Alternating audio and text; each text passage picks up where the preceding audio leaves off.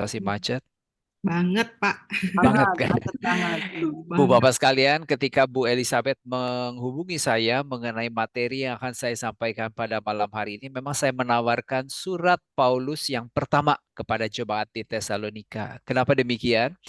Karena surat ini merupakan teks perjanjian baru yang paling tua. Bayangkan sebelum ada Injil, sebelum ada kisah para rasul, sebelum ada surat-surat lain, ini menjadi teks pertama, ya, teks pertama. Jadi kita akan bisa membayangkan teks pertama yang berbicara tentang sesuatu yang Kristiani itu seperti apa. Yang kedua, saya suka sekali pada surat 1 Tesalonika ini karena memang berbicara banyak, terutama dalam kegiatan menggereja kita di masa kini. Nanti akan kita lihat banyak hal-hal yang ajaib ya. Ketika membaca suratnya kayaknya tidak ada apa-apa, tapi kalau kita dalami, tekuni itu banyak hal yang akan mencengangkan ya, membagongkan istilahnya seperti itu. Baik Ibu Bapak sekalian, materi nanti saya share di akhir pelajaran, jadi jangan tinggalkan dulu. Saya akan share screen sekarang. Tolong screen share saya di okein dulu ini. Nggak bisa nih. Oh, sebentar, Pak. Harusnya Baik. sudah. Sebentar ya, Pak. Tadi mungkin karena saya terpental, saya masuk lagi. Oh, oke, baik, baik. Bentar ya, Pak. Ya, sudah, Pak. Oke, Silakan. thank you. Oh, ya. Oke ya. Baik. Baik. Surat Paulus yang pertama kepada jemaat di Tesalonika. Jadi saya gunakan ini contohnya persis judul yang ada di kitab suci kita ya. Saya gunakan hari ini terjemahan baru edisi kedua. Baik, kita mulai. Kita mulai. Jadi seperti saya katakan, 1 Tesalonika kemungkinan besar merupakan surat Paulus yang paling tua yang masih bertahan. Bahkan dia merupakan teks Kristen yang paling tua. Jadi kita harus belajar ya. Teks yang paling tua berbicara tentang Kristen itu seperti apa begitu. Nah, Tesalonika. Coba kita lihat kota Tesalonika ya. Silahkan lihat kursor saya. Ya. Dan lihat di sini ada yang warnanya pink. Ini namanya Makedonia. Makedonia itu Yunani bagian utara. Lalu di bawah itu ada Achaia. Achaia ini Yunani bagian selatan. Nah, jadi Tesalonika ini ada di Makedonia. Anda lihat posisinya berada di sebuah teluk, menjadikan kota Tesalonika ini kota yang sangat strategis karena merupakan kota pelabuhan. Kalau kota pelabuhan berarti perdagangan maju pesat dan lagi pula banyak orang ya silih berganti datang ke kota Tesalonika, menjadikan kota ini sangat layak untuk pewartaan Injil seperti itu. Lalu kalau kita lihat, kita bisa membayangkannya. Paulus bisa jalan dari Antioquia di Syria sampai ke Roma. Itu memang lewat kapal, tetapi kalau dia lewat jalan darat dari mana? Rupanya ada jalan yang dibangun oleh Kekaisaran Roma, namanya Jalan Egnatia. Jalan Egnatia ini menghubungkan barat dan timur, menghubungkan Roma dan Asia. Asia itu berarti Turki ya. Jadi Italia dan Turki itu dihubungkan dengan sebuah jalan yang namanya Egnatia, dan Egnatia ini melewati kota Tesalonika. Jadi kita bisa bayangkan luar biasa kota ini ya. Nah, Paulus mewartakan Injil di Tesalonika pada perjalanan misi yang kedua. Baik, kita lihat satu gambar sesudah ini. Nah, ini Bapak sekalian ya. Jadi pewartaan Paulus ini kan diwarnai dengan beberapa perjalanan misi. Dia melakukan 3 perjalanan misi. Lalu yang terakhir perjalanan ke kota Roma sebagai tahanan begitu. Nah, dalam perjalanan misi yang kedua ini, Paulus seyogyanya ingin mengunjungi beberapa kota yang pernah dia injili pada perjalanan misi yang pertama. Kota-kota seperti Iconium, Listra, Derbe yang letaknya ini. Ya, Derbe, Listra, Iconium yang letaknya di provinsi Asia Kecil di Turki. Kata Paulus, yuk kita kunjungin lagi jemaat-jemaat yang kita dirikan. Dia mengajak siapa? Barnabas ya, teman perjalanan. Akan tetapi rupanya mereka berdua terlibat konflik. Terlibat konflik gara-gara apa? Gara-gara keponakan Barnabas yang bernama Markus. Barnabas ingin membawa Markus, Paulus keberatan. Karena Markus pernah meninggalkan mereka pada perjalanan misi yang pertama. Akhirnya pecah kongsi, pecah kongsi. Paulus dalam perjalanan misi kedua ditemani oleh orang yang bernama Silas. Ya, dalam nama Latin atau Yunani Silvanus. Silvanus, Silas atau Silvanus itu sama. Nah, sudah mereka berjalan nih dari Antioquia di Syria ya, ada kota Antioquia. Mereka jalan, lalu mereka melewati kota-kota yang dulu pernah mereka kunjungi gitu. Nah, kalau kita lihat, mereka melewati wilayah namanya Galatia dan Frigia. Sesudah itu, mereka itu sebetulnya ingin pergi ke arah utara. Jauh semakin ke pedalaman benua Asia, terutama di Turki. Akan tetapi di kisah para rasul dikatakan roh melarang mereka. Sehingga mereka itu akhirnya berjalan ke barat. Ke barat terus sampailah mereka nanti di penghujung benua Asia. Namanya Troas. Di Troas ini Paulus mendapatkan suatu penglihatan di malam hari. Ada orang yang melambaikan tangannya dari ujung benua Eropa. Berarti kita lihat ya, Troas ini kan memang ujung benua Asia. Di seberangnya itu ujung benua Eropa. Ada tangan, ada orang dengan tangan yang melambaikan. Kemari, kami butuh kalian. Nah, inilah petunjuk dari Roh Kudus supaya Paulus dan Silas melanjutkan perjalanan ke benua Eropa. Kalau Anda pernah jalan-jalan di Turki, pasti kita jalan-jalan di Selat Bosforus, di mana kita nengok ke kanan, oh Asia, nengok ke kiri Eropa. Kita tahu Turki itu ada dua bagian, ada Turki Asia, ada Turki Eropa. Baik. Nah, dari situ sebetulnya dia sampai pertama kali di kota Neapolis, tetapi dia tidak berhenti di sana. Lalu lanjut di Filipi. Nah, Filipi ini dibahas cukup panjang, Kisah Para Rasul bab 16, di mana diceritakan Paulus dan Silas dipenjarakan. Akan tetapi kemudian secara mukjizat berhasil dilepaskan. Bahkan ya, mukjizat ini mempertobatkan kepala penjara Filipi dan keluarganya. Nah, dari Filipi, Paulus ini lalu pergi ke kota Tesalonika. Tesalonika. Nah, di Tesalonika pada awalnya Paulus diterima dengan baik, tetapi ada beberapa orang Yahudi yang dengki terhadap pewartaan mereka, maka akhirnya Paulus dan Silas ini terpaksa melarikan diri, lalu pergi ke kota Berea.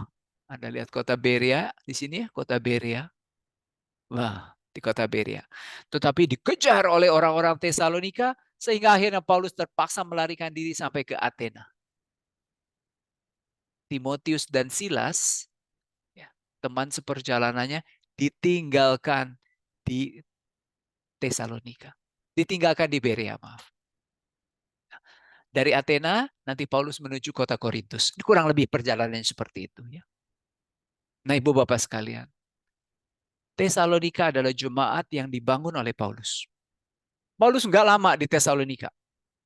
Anda bisa bayangkan, kalau kita lihat nanti di Kisah Para Rasul, nampaknya kurang dari sebulan Paulus berada di kota Tesalonika. Kira-kira kita bisa membayangkan gereja yang dibangun oleh Paulus di Tesalonika ini gereja yang kokoh atau tidak? Nah, pasti karena usianya masih muda, Paulus ini merasa khawatir.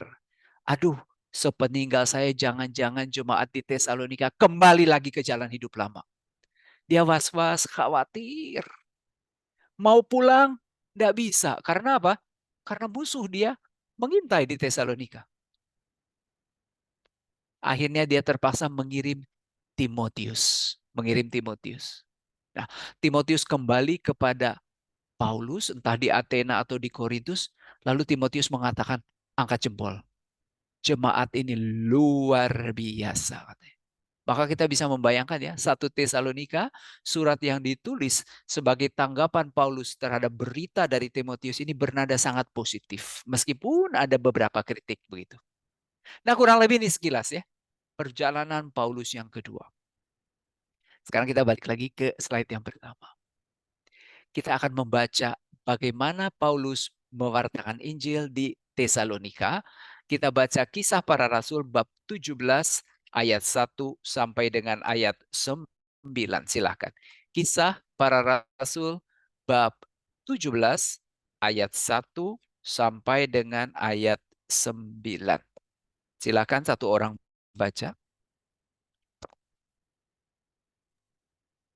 Kisah Para Rasul bab 17 ayat 1 sampai 9 ya, Pak Ir. Ya, silakan. Rebutan di Tesalonika. Mereka mengambil jalan melalui Amfipolis dan Apolonia dan tiba di Tesalonika. Di situ ada sebuah rumah ibadat orang Yahudi. Seperti biasa, Paulus masuk ke rumah ibadat itu. 3 hari Sabat berturut-turut, ia bertukar pikiran dengan mereka, bagian-bagian dari kitab suci. Ia menerangkan dan menunjukkan kepada mereka bahwa Mesias harus menderita dan bangkit dari antara orang mati. Ia berkata, inilah Mesias, yaitu Yesus yang kuberitakan kepadamu. Beberapa orang dari mereka menjadi yakin dan menggabungkan diri dengan Paulus dan Silas, dan juga sejumlah besar orang Yunani yang takut kepada Allah, serta tidak sedikit perempuan terkemuka. Namun orang-orang Yahudi menjadi iri hati dan dengan bantuan beberapa penjahat yang berkeliaran di pasar, mereka mengadakan keributan dan mengacau kota itu. Mereka menyerbu rumah Yason dengan maksud untuk menghadapkan Paulus dan Silas kepada sidang rakyat. Namun ketika mereka tidak menemukan keduanya, mereka menyeret Yason dan beberapa saudara ke hadapan pembesar-pembesar kota sambil berteriak, orang-orang ini yang mengacaukan seluruh dunia telah datang juga kemari, dan Yason menerima mereka menumpang di rumahnya. Mereka semua bertindak melawan ketetapan-ketetapan kaisar dengan mengatakan bahwa ada seseorang raja lain, yaitu Yesus. Ketika orang banyak dan pembesar-pembesar kota mendengar semuanya itu, mereka menjadi gempar. Namun setelah mereka mendapat jaminan dari Yason dan saudara-saudara lainnya, mereka pun dilepaskan. Baik ya. Kita melihat cerita kisah Paulus mewartakan Injil di mana? Di Tesalonika. Seru ya ceritanya. Jadi selepas Paulus meninggalkan kota Filipi, dia berangkat ke Tesalonika, mengambil jalan melalui 2 kota Amfipolis dan Apolonia. Lalu apa yang dia lakukan? Kita baca sekali lagi. Sasaran penginjilan Paulus yang pertama selalu orang Yahudi. Selalu orang Yahudi. Maka di situ dia memasuki sebuah rumah ibadat orang Yahudi. Sinagoga ya. Di sana Paulus ini membahas kitab suci selama berapa lama? 3 hari Sabat Berturut-turut. berturut-turut. Maka kemungkinan besar Paulus tinggal di kota Tesalonika itu 3 minggu. Nah, kurang dari 1 bulan. Pendek sekali. Pendek sekali.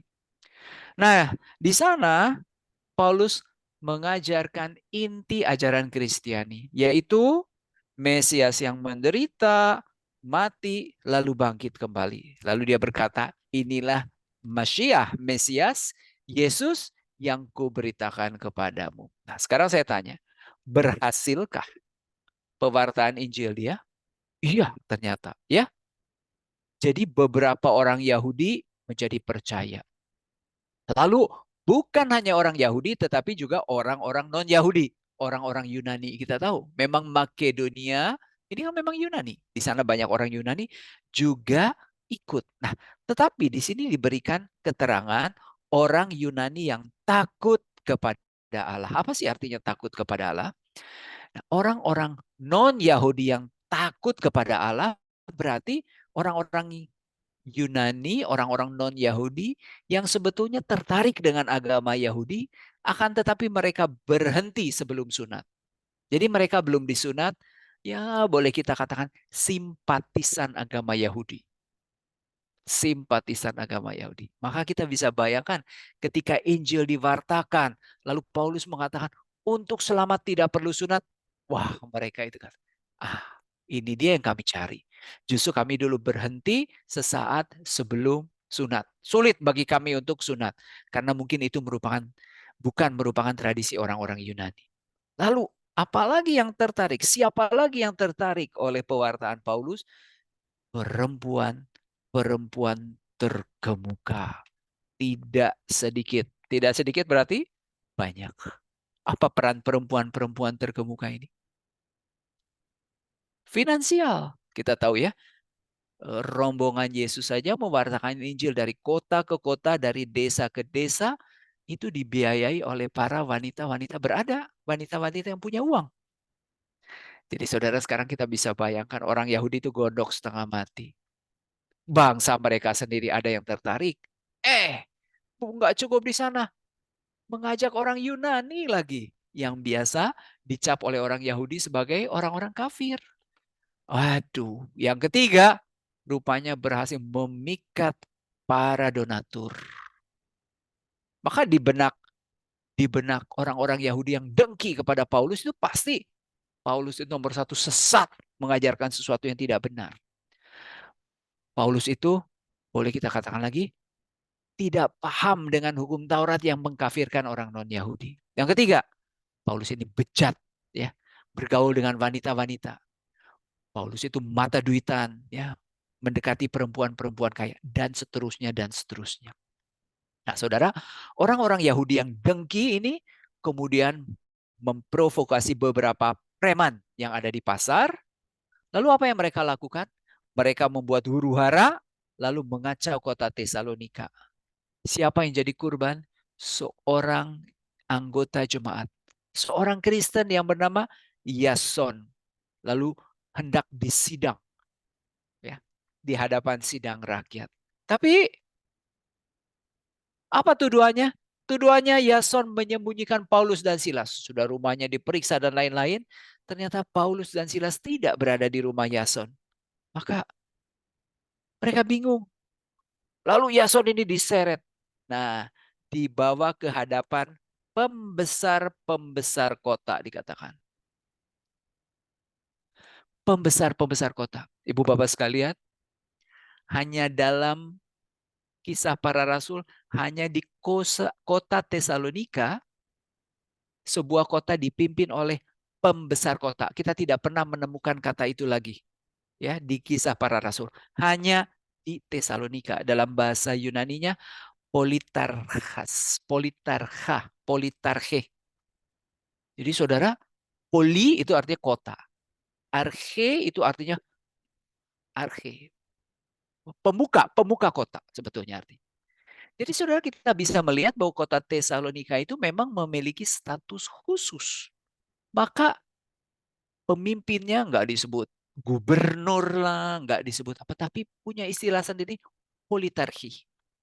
Politarki. Kenapa demikian? Coba Anda lihat poin yang paling bawah di slide. Rupanya kota Roma memberikan Tesalonika status sebagai kota bebas, artinya tidak usah membayar pajak, free port, pelabuhan loh, free port, ya. Sebagai rasa terima kasih, warga Tesalonika menyembah Kaisar Roma sebagai dewa di samping dewa-dewi lain. Nah, berarti Anda bisa bayangkan, di Tesalonika ini banyak penyembahan berhala, termasuk penyembahan kaisar sebagai dewa, penyembahan kaisar sebagai ilah. Nah, saudara, kenapa bisa demikian? Karena Tesalonika sangat strategis. Sangat strategis, ya. Anda bayangkan, Tesalonika ini didirikan pada tahun 316, 315 sebelum Masehi. 4 abad sebelum Masehi oleh Kassander. Kassander ini adalah salah satu jenderal yang menggantikan Alexander Agung. Kita tahu Alexander Agung, Raja Yunani ini meninggal tanpa keturunan. Maka dia digantikan oleh 4 orang jenderal. Si Cassandra ini atau Kassander ini menguasai wilayah barat, Makedonia. Kenapa diberi nama Thessaloniki? Karena sesuai dengan nama istrinya. Dia rupanya sangat mencintai istrinya, Thessaloniki. Oleh sebab itu dia memberi nama kotanya Thessaloniki. Dan kota ini masih eksis sampai sekarang. Bahkan juga masih tetap strategis, meskipun sekarang pelabuhannya makin terdorong. Seperti biasa ya, terjadi penumpukan lumpur. Kota Tesalonika sekarang bukan kota pelabuhan, tapi sudah sedikit masuk ke daratan. Ini kurang lebih ya penjelasan awal. Baik. Nah, saudara, Tadi kita lihat. Selanjutnya kita lihat lagi di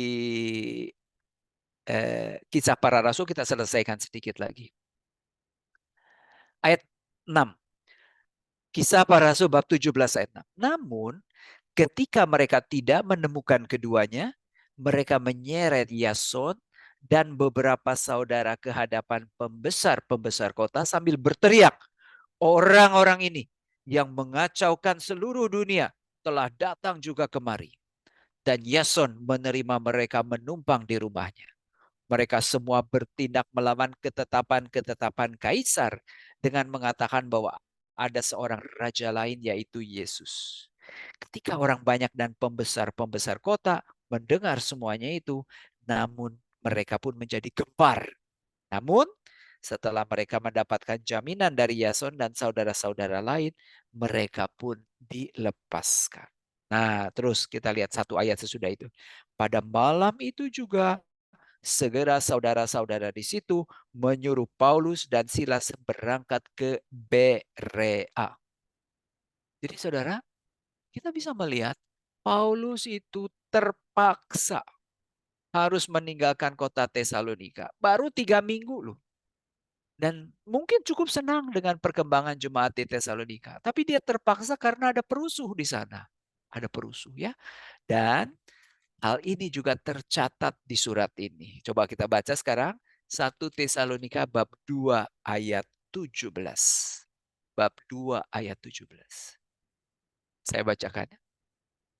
Tetapi kami, saudara-saudara, yang seketika terpisah dari kamu, jauh di mata, tetapi tidak jauh di hati, sungguh-sungguh dengan kerinduan yang besar, telah berusaha untuk menemui kamu muka dengan muka. Ada lihat, kami ini terpisah dari kamu, tapi kalian masih tetap di hati saya. Kami tetap merindukan, dan Paulus ingin sekali kembali ke Tesalonika untuk bertemu dengan jemaat di Tesalonika. Ya, nah, saudara, tadi kita lihat Paulus, Silas, dan Timotius lalu pergi ke Berea. Di Berea ini mereka dikejar oleh orang-orang Tesalonika. Akhirnya hanya Silas dan Timotius yang tinggal di Berea. Paulus pergi ke Athena. Saudara, Anda bayangkan dalam keadaan begitu menyedihkan, Paulus harus meninggalkan Tesalonika. Dia khawatir sekali bagaimana keadaan jemaat yang baru bayi atau orok merah seperti itu saya tinggalkan. Sampai suatu saat dia tidak bisa menahan diri lagi, dia menyuruh Timotius. Dan ini pun muncul di suratnya, kita lihat 1 Tesalonika bab 3 ayat 5. Bab 3 ayat 5. 1 Tesalonika bab 3 ayat 5. Itulah sebabnya ketika tidak dapat tahan lagi, aku mengirim dia itu Timotius, supaya aku tahu tentang imanmu. Karena aku khawatir kalau kamu telah digoda oleh si penggoda, dan kalau usaha kami menjadi sia-sia. Paulus tahu musuhnya mengintai di Tesalonika, dan bukan mustahil mereka menghasut jemaat sehingga jemaat ini bisa kembali ke jalan lama. Nah, Paulus tidak ingin upaya penginjilannya menjadi sia-sia, maka dia kirim Timotius. Ya, nah di sana dikatakan khawatir dia jemaat ini dicobai oleh si penggoda. Siapa sih penggoda ini tidak jelas, tapi saya membayangkan adalah orang-orang Yahudi yang dengki terhadap Paulus dan pewartaan Injilnya. Nah, saudara, apa hasil kunjungan dari Timotius ke Tesalonika? Kita bisa baca di 1 Timotius bab 3 ayat 6 sampai dengan ayat 9. Kita baca singkat saja. Ayat 6 saja yang saya baca. Tetapi sekarang setelah Timotius datang kembali dari kamu dan membawa kabar yang menggembirakan tentang imanmu dan kasihmu, dan bahwa kamu selalu menaruh kenang-kenangan yang baik akan kami dan ingin untuk berjumpa dengan kami, seperti kami juga ingin untuk berjumpa dengan kamu, maka kami juga saudara-saudara dalam segala kesusahan dan kesukaran kami menjadi terhibur oleh kamu dan oleh iman. Nah, saudara, kira-kira dia ada di mana waktu terima berita dari Timotius? kemungkinan besar di Athena. Kenapa demikian? Karena di Athena ini penginjilan Paulus boleh dikatakan gagal. Hanya sedikit sekali hasilnya. Dia berbicara dengan para filsuf Yunani di Athena, tidak berhasil mereka itu terpikat atau tertarik dengan pewartaan Injil yang disampaikan oleh Paulus. Ya. Maka saudara, di tengah kegagalan di Athena, Paulus menerima kabar gembira. Wow, menerima kabar gembira. Jemaat di Tesalonika lulus ujian. Kegembiraan kedua sebetulnya adalah karena apa? Karena jemaat di Filipi, jemaat yang sebelum di Tesalonika didirikan oleh Paulus, itu berhasil mengumpulkan kolekte untuk jemaat di Yerusalem. Jadi Anda lihat, double happiness, kebahagiaan ganda bagi Paulus ya. Nah, sebagai tanggapan atas kabar baik tersebut, Paulus kemudian menulis surat 1 Tesalonika. Bapak sekalian, hari ini saya akan mengajarkan seluruh bagian surat ini karena memang kita harus mendalami satu demi satu. Akan tetapi sebelum kita masuk, saya mengajak Ibu Bapak sekalian membaca 1 Tesalonika bab 3 ayat 11 sampai dengan ayat 13. Ini adalah sebuah doa. Doa untuk jemaat di Tesalonika. Coba kita lihat ya. Kiranya Dia, Allah dan Bapa kita, yaitu Yesus Tuhan kita, membukakan bagi kami jalan kepadamu. Wah, artinya apa? Paulus itu ingin sekali bertemu dengan jemaat di Tesalonika. Dan dia berharap Tuhan yang buka jalan sehingga mereka dapat berjumpa face to face, muka tatap muka. Ya, itu nomor satu.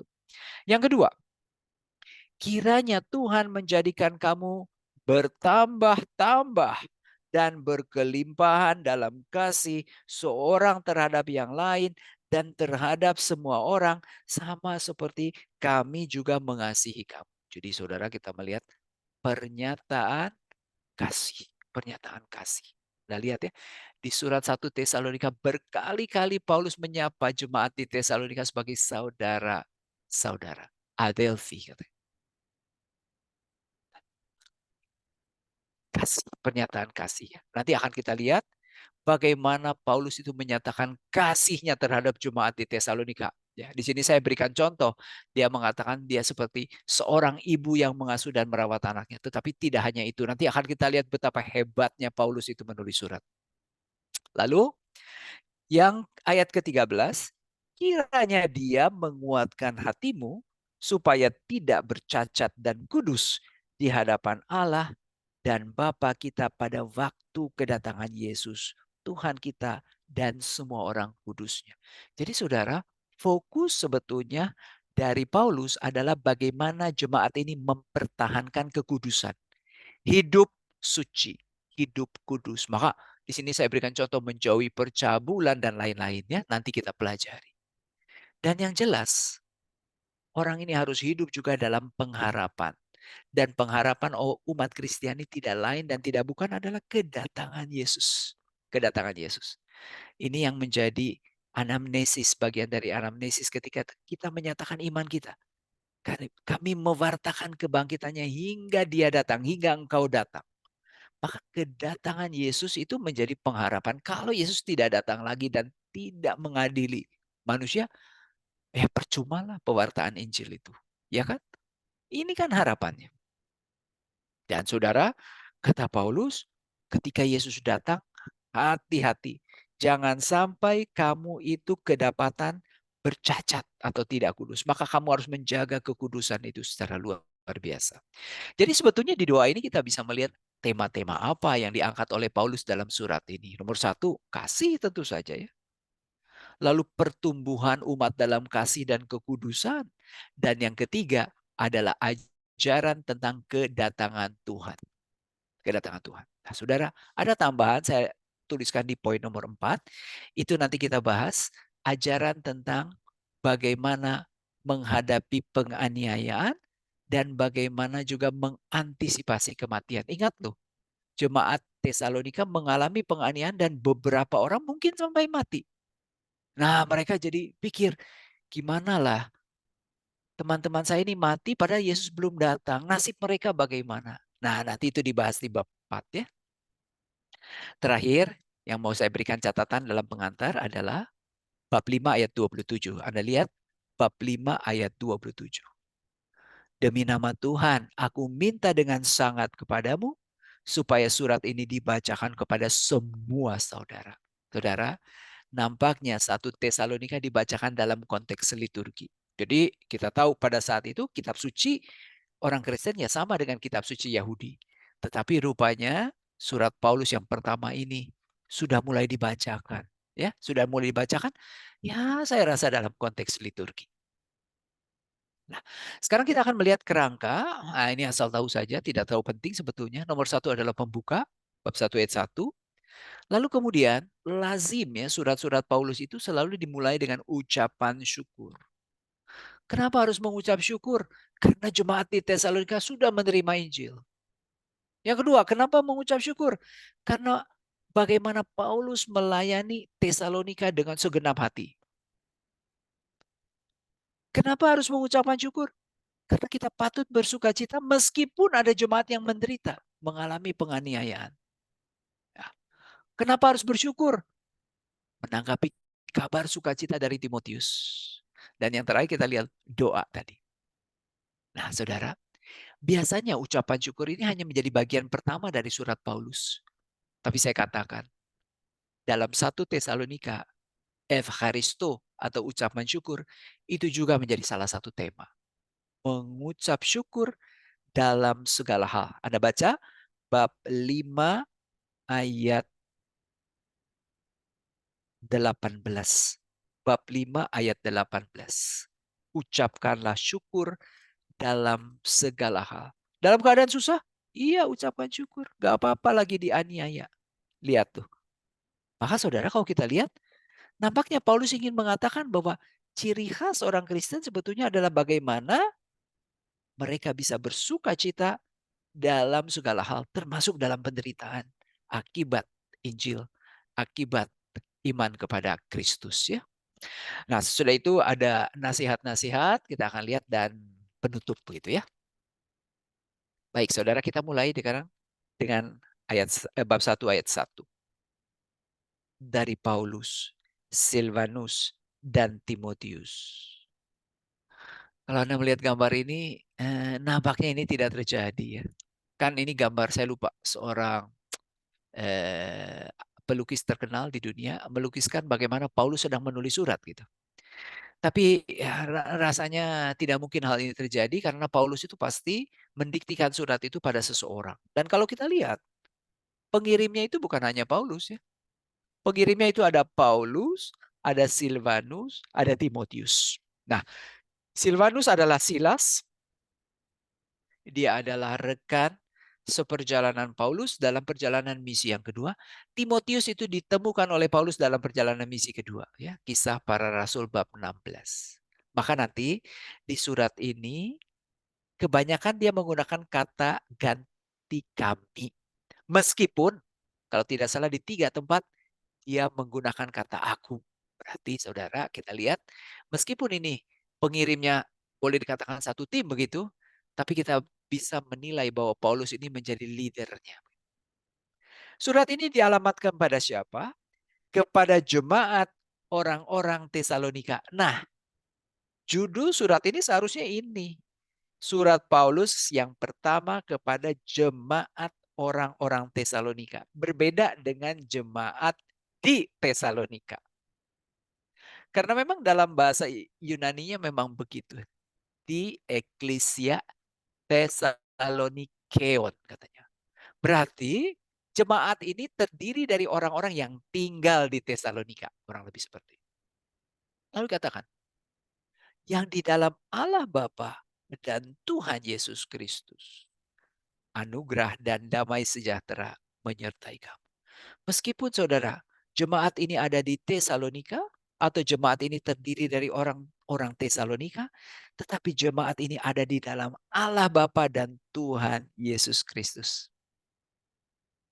Baik, sesudah itu anugerah dan damai sejahtera menyertai kamu. anugerah dan damai sejahtera menyertai kamu. Saudara, kata anugerah, charis, ini ada sapaan lazim orang Yunani, sedangkan damai sejahtera, shalom, adalah sapaan khas orang Yahudi. Jadi Anda bisa melihat jemaat Tesalonika ini adalah jemaat yang sudah baur orang Yahudi dan orang-orang Yunani. Sudah itu kita akan masuk ke dalam ucapan syukur. Kita baca ya. Kami selalu mengucap syukur kepada Allah karena kamu semua dan mengingat kamu dalam doa kami. Sebab kami selalu mengingat pekerjaan imanmu, usaha kasihmu, dan ketekunan pengharapanmu kepada Tuhan kita Yesus Kristus di hadapan Allah dan Bapa kita. Nah, saudara, ucapan syukurnya dikatakan, karena kami selalu ingat, nomor satu, pekerjaan imanmu, usaha kasihmu, dan ketekunan pengharapan. Nah, saudara, dalam 1 Tesalonika ini Paulus gemar sekali menggunakan triplet, artinya pasangan kata 3 macam gitu. 3 pasangan kata. Seperti ini kan kita melihat triplet kan, iman, kasih, pengharapan. Ini triplet. Yang lucu adalah istilah pekerjaan iman. Pekerjaan iman. Kalau kita ingat surat Paulus kepada jemaat di Galatia, dia mengatakan manusia itu diselamatkan karena iman, bukan karena pekerjaan. Bukan karena pekerjaan melaksanakan hukum Taurat. Tetapi saudara, kita melihat di dalam surat 1 Tesalonika, iman dan pekerjaan itu justru adalah satu kesatuan. Maka saudara kita ingat kata Yakobus, iman tanpa perbuatan adalah sia-sia. Karena memang iman dan perbuatan atau pekerjaan itu adalah satu kesatuan. Lalu saudara, ada upaya kasih. Ada upaya kasih, ini diulang-ulang lagi nanti di bab 3 ayat 6 ya. Lalu bab 4 ayat 9 sampai 10 nanti kita akan masuk ke sana kan. Dan yang ketiga adalah ketekunan pengharapan. Kenapa demikian? Karena mereka masih dengan sedia menantikan kedatangan Tuhan. Dan itu adalah pengharapan. Baik, sekarang Bu Bapak sekalian, ayat yang keempat. Kami tahu saudara-saudara yang dikasihi Allah bahwa Ia telah memilih kamu. Ia telah memilih kamu. Saudara, di kitab Ulangan bab 7 ayat 7 dan 8 kita melihat bahwa Israel adalah bangsa yang terpilih. Anda bisa baca ayatnya. Kamu tahu kenapa kamu dipilih? Kamu bangsa yang besar? Oh tidak, kamu bangsa paling kecil. Ya kan? Kamu bukan bangsa yang hebat, bukan sama sekali. Allah memilih kamu karena Allah mengasihi kamu, dikatakan seperti itu. Nah, jadi kalau sekarang jemaat yang sudah menjadi peleburan antara orang Yahudi dan orang Yunani ini dikatakan sebagai yang terpilih, berarti gereja itu sudah menjadi Israel baru. Israel baru. Baik. Saudara, kita baca Katekismus Gereja Katolik 1812. Kebajikan manusia berakar dalam kebajikan ilahi yang memungkinkan manusia mengambil bagian dalam kodrat ilahi. Karena kebajikan ilahi langsung berhubungan dengan Allah, mereka memungkinkan orang Kristen supaya hidup dalam hubungan dengan Tritunggal Maha Kudus. Mereka memiliki Allah yang esa dan Tritunggal sebagai asal, sebab, dan objek. Jadi saudara, kenapa manusia ini bisa hidup dalam hubungan dengan Allah Tritunggal? Karena Allah ini sudah memberikan iman, kasih, dan pengharapan kepada manusia. Maka boleh dikatakan setelah Allah memberikan iman, kasih, dan pengharapan kepada manusia, Allah itu telah memilih manusia. Kalau sudah dipilih, berarti sudah bisa hidup dalam hubungan dengan Allah. Baik ya, sekarang kita lanjutkan. Ayat yang ke-5. Sebab Injil yang kami beritakan bukan dengan kata-kata saja, tetapi juga dengan kuasa dari Roh Kudus dan dengan suatu kepastian yang kokoh. Memang kamu tahu bagaimana kami bekerja di antara kamu dan oleh karena kamu. Saudara, dari tadi kan kita mendapatkan kata Bapa dan Yesus. Roh Kudus muncul mulai ayat kelima. Trinitaris. Trinitaris ya. Sekali lagi, Paulus suka dengan yang tiga. Tiga begitu. Tadi doanya juga tiga kan? Tiga. Kata Paulus, waktu kami mewartakan Injil di Tesalonika, kamu saksikan sendiri. Kami bekerja di antara kamu oleh karena kamu. Tapi bukan kami yang hebat ini. Ini karena Roh Kudus memberikan kuasa kepada kami. Maka kami bisa mengajar dengan suatu kepastian. Nah, ucapan syukurnya karena apa? Kamu mengikuti teladan kami dan teladan Tuhan. Dalam penindasan yang berat, kamu telah menerima firman itu dengan sukacita yang dikerjakan oleh Roh Kudus. Jadi saudara, bukti penyertaan ilahi dalam pewartaan di Tesalonika adalah pewartaan ini bukan dengan kata-kata saja, tapi dengan suatu kuasa dari Roh Kudus dan dengan suatu kepastian yang kokoh. Maka meskipun di tengah penindasan yang berat, kita lihat orang-orang Yahudi yang dengki, jemaat di Tesalonika berhasil menerima firman itu dengan sukacita. Nah, saudara, dikatakan kamu mengikuti teladan kami dan teladan Tuhan. Karena Tuhan kita juga adalah Tuhan yang menderita. Ya, Paulus dan kawan-kawan juga menderita selama mereka mewartakan Injil. Ayat yang ketujuh, sehingga kamu telah menjadi teladan untuk semua orang percaya di wilayah Makedonia dan Akhaya adalah luar biasa. Rupanya jemaat di Tesalonika menjadi teladan bagi seluruh jemaat di Makedonia dan Akhaya. Anda lihat ya, jemaat yang baru lahir di tengah penindasan, tetapi akhirnya menjadi teladan untuk seluruh jemaat di Makedonia dan Akhaya ya. Tetapi di semua tempat telah tersebar kabar tentang imanmu kepada Allah, sehingga kami tidak usah mengatakan apa-apa tentang hal itu. Rupanya saudara, bagaimana keberhasilan jemaat di Tesalonika itu tersebar sampai ke seluruh tempat di mana Injil pernah diwartakan. Bukan hanya di Yunani, Makedonia, dan Akhaya. Jemaat Tesalonika menjadi model bagi umat beriman di daerah itu, di seluruh Yunani, bahkan di seluruh tempat dikatakan. Mungkin berlebihan Paulus ya, tetapi Anda tahulah Paulus adalah orator ulang. Orang yang pandai sekali memikat ya pembacanya dengan kata-kata. Ayat yang ke-9. Sebab mereka sendiri bercerita tentang kami, bagaimana sambutan kamu terhadap kami, dan bagaimana kamu berbalik dari berhala kepada Allah, dan untuk melayani Allah yang hidup dan benar, dan untuk menantikan kedatangan anaknya dari surga. Kembali triplet. Apa keberhasilan jemaat di Tesalonika? Nomor satu, berbalik dari berhala. Dua, melayani Allah yang hidup. Tiga, menantikan kedatangan anaknya dari surga. Sekali lagi tiga. Triplet. Nah, ibu bapak sekalian, kenapa Paulus mengatakan melayani Allah yang hidup?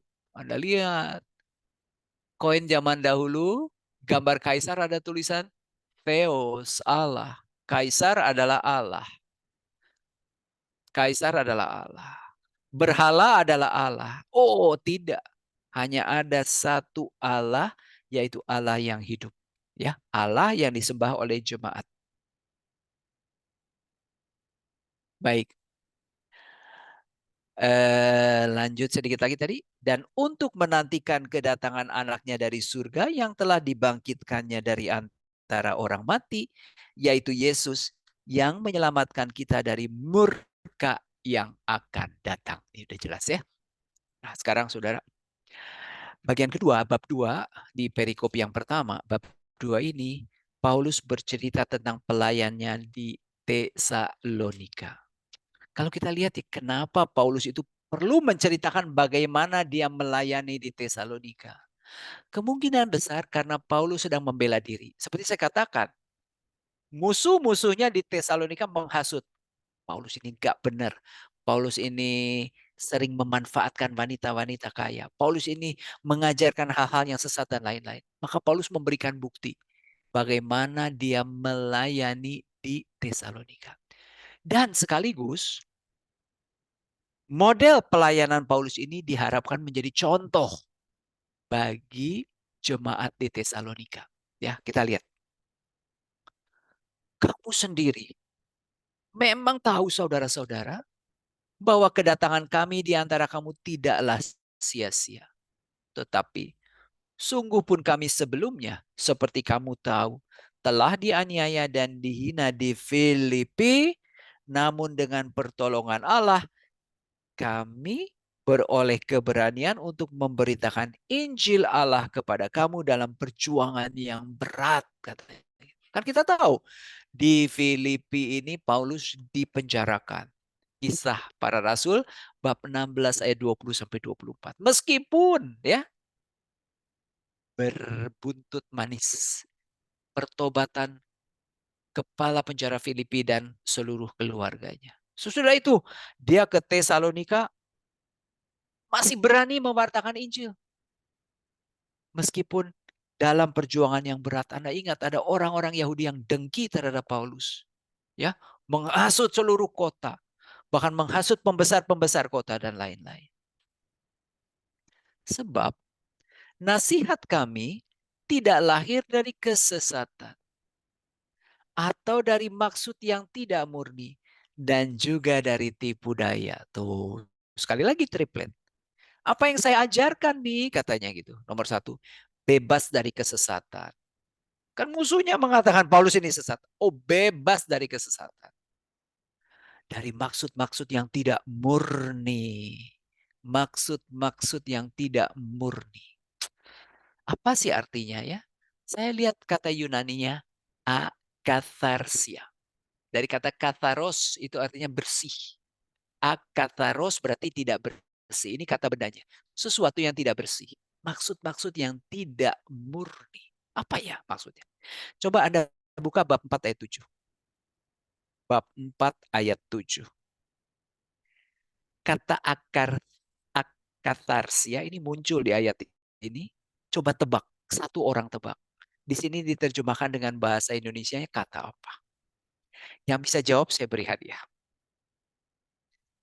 Bab 4 ayat 7. Anda lihat baca.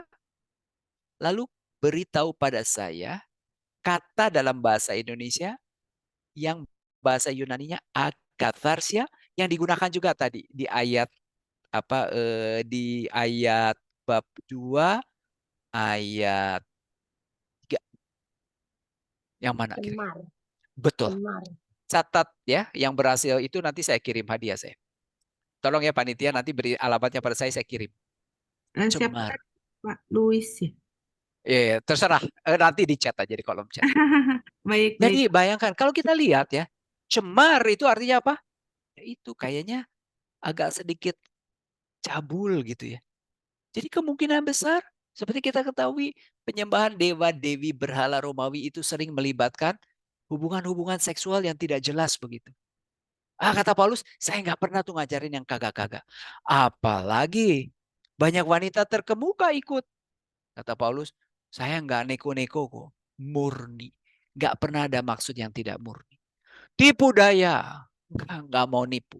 Yang saya ajarkan benar-benar ya. Terus ayat yang keempat. Sebaliknya, sama seperti Allah telah menganggap kami layak sehingga ia mempercayakan Injil kepada kami, demikianlah kami berbicara bukan untuk menyenangkan manusia, melainkan untuk menyenangkan Allah yang menguji hati kita. Jadi kata Paulus, selama saya mewartakan Injil ini saya digembleng habis-habisan dalam penderitaan, dalam penganiayaan. Allah itu sedang menguji ketekunan saya, ketahanan saya. Dan saya lulus ujian. maka Allah menganggap saya layak memberitakan Injil. Kalian masih ragu apa begitu? Kalian masih ragu apa? Terus, karena seperti kamu ketahui, kamu tidak pernah bermulut manis. Kami tidak pernah bermulut manis. Tidak pernah mempunyai maksud serakah yang tersembunyi. Allah adalah saksi. Dan juga tidak pernah mencari pujian dari manusia. Baik dari kamu maupun dari orang lain. Sekalipun kami dapat berbuat demikian sebagai Rasul Kristus. Anda lihat triplet lagi nggak? Triplet. Kami tidak pernah bermulut manis. Kami tidak pernah mempunyai maksud serakah. Ketiga, kami tidak pernah mencari pujian. Triplet lagi ya. Ini hebat. Paulus itu luar biasa. Tiga lagi digunakan. Baik saudara, bagaimana cara Paulus melayani di Tesalonika itu akhirnya menjadi inspirasi bagi gereja. Dalam dokumen Konsili Vatikan kedua tentang kebebasan beragama, Dignitatis Humanae, artikel nomor 11 dikatakan, para rasul belajar dari sabda dan teladan Kristus serta menempuh jalan yang sama. Sejak masa awal gereja, para murid Kristus berupaya supaya orang-orang bertobat dan mengakui Kristus Tuhan, bukan dengan tindakan memaksa atau dengan siasat-siasat yang tidak layak bagi Injil, melainkan pertama-tama dengan kekuatan sabda Allah. Lalu dikutip 1 Tesalonika. Jadi saudara, kalau mau jadi pewarta yang benar, mau jadi pelayan yang benar, baca 1 Tesalonika. Baca 1 Tesalonika. Nah, tidak bermulut manis, tidak mempunyai maksud serakah, tidak mencari pujian. Kata Paulus, meskipun kami itu bisa berbuat demikian, dapat berbuat demikian sebagai Rasul Kristus. Artinya apa? Kami itu layak lu dapat pujian karena kami Rasul Kristus, ya. Dapat. Nah, Saudara, dalam bahasa Yunaninya dinameni envaros katanya. Ada kata baros untuk menerjemahkan kata dapat ini. Sekarang saya tes lagi. Coba Anda lihat ayat yang ke-9. Ya, ayat yang ke-9. Yang B aja. Sementara kami bekerja siang malam, supaya jangan menjadi beban bagi siapapun di antara kamu, kami memberitakan Injil Allah kepada kamu. Coba, kata baros ini dipakai di ayat 9 ini. Yaitu di kata beban. Jadi artinya apa? Kalau saya terjemahkan harafiah. Kami tidak pernah mencari pujian meskipun kami dapat membebani kalian untuk memuji kami sebagai Rasul Kristus. Nah, saudara, ini kunci pelayanan. Tidak mencari pujian. Jangan pernah kita berkata gini. Gua mah gak pernah ngerepotin orang. Selalu berkata seperti itu. Cek, suka mencari pujian gak? Karena mencari pujian itu berarti apa? Membebani orang lain. Kenapa? Kalau tidak dipuji nanti marah. Nggak datang lagi. Mutung. Ya kan? Ingat loh, tidak mencari pujian itu beban sebetulnya bagi tim pelayan yang lain. Bagus ya? Lanjut sekarang. Ayat yang ketujuh. Tetapi kami berlaku ramah di antara kamu. Seperti seorang ibu mengasuh dan merawat anaknya. Wow. Berlaku ramah. Digunakan kata nih. Coba Anda lihat di bawah, sorry ya, bahasa Yunani. Tapi ini teks asli dari Vatikan. Jadi zaman dulu tulisan Yunani pakai huruf besar semua. Nah, saudara. Yeni, fi, me, ni, pi. Itu artinya berlaku ramah. Itu kata yang zaman dulu itu kadang-kadang disambung semuanya. Kita tidak tahu putusnya di mana. Begitu. Kalau kita lihat, yeni, thimen. Ya, itu artinya menjadi. Lalu di bawahnya ada kata nipiyi, itu artinya bayi sebetulnya. Jadi sebetulnya Paulus mengatakan, di hadapan kalian kami menjadi bayi. Menjadi bayi. Anda tahu ya, bayi itu tidak punya maksud yang tersembunyi, polos, jujur, dan lain-lain. Anda bisa bayangkan, kalau kita melayani di gereja, akan tetapi kita tidak menjadi bayi, tapi menjadi serigala. Akan ngeri. Harus menjadi bayi polos, gak punya pikiran yang aneh-aneh, ya, tidak memiliki motivasi-motivasi yang lain begitu. Lalu selain dia menjadi bayi, tapi dia menjadi perawat.